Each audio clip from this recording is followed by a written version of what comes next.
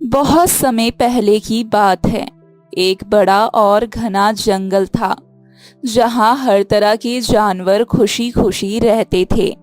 उस जंगल का राजा था शेर।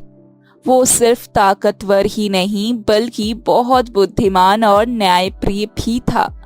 वह हर हफ्ते जंगल में एक दिन अदालत लगाता था जहां सभी जानवर अपनी समस्या लेकर आते थे और राजा उनका न्याय करता था। एक दिन जब जंगल की अदालत लगी तो सभी जानवर धीरे धीरे जमा होने लगे। शेर राजा अपने ऊंचे पत्थर पर बैठा हुआ था और हर तरफ शांति छाई हुई थी।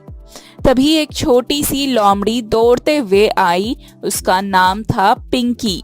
पिंकी बहुत परेशान दिख रही थी और उसकी आंखों से लगातार आंसू निकल रहे थे।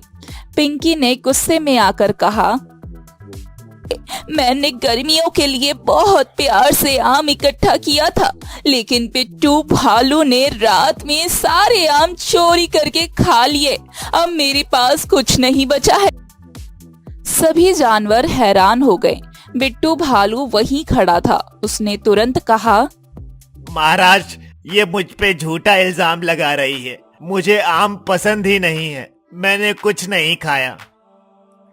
शेर राजा ने दोनों की बातें सुनी और गहरी आवाज में बोला, सच्चाई क्या है मुझे जल्दी पता लगाना होगा, लेकिन कैसे?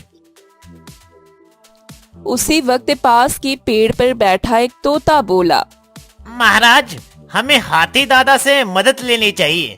वे सबसे बुद्धिमान जानवर हैं।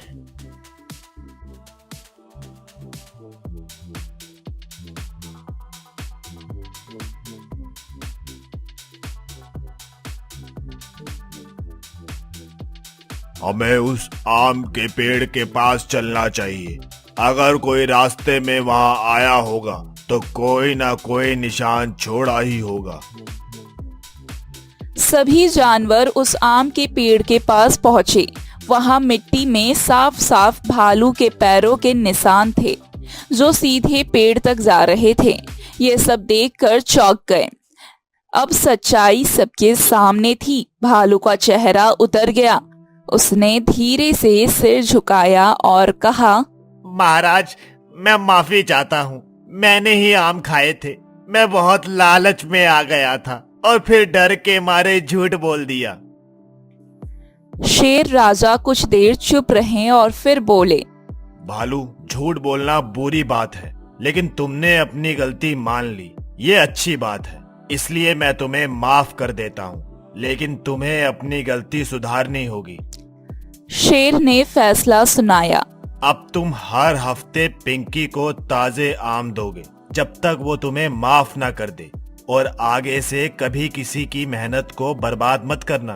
भालू ने शर्म से सिर झुकाया और फिर बोला, मैं सच में पछता रहा हूँ। अब मैं किसी का नुकसान नहीं करूँगा और झूठ भी नहीं बोलूंगा। सभी जानवर ताली बजाने लगे। जंगल में फिर से खुशी और दोस्ती लौट आई।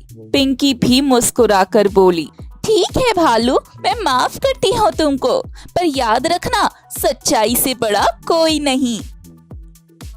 इस कहानी से हमें यह शिक्षा मिलती है कि सच्चाई को कितना भी छुपाओ, वो बाहर आ ही जाता है।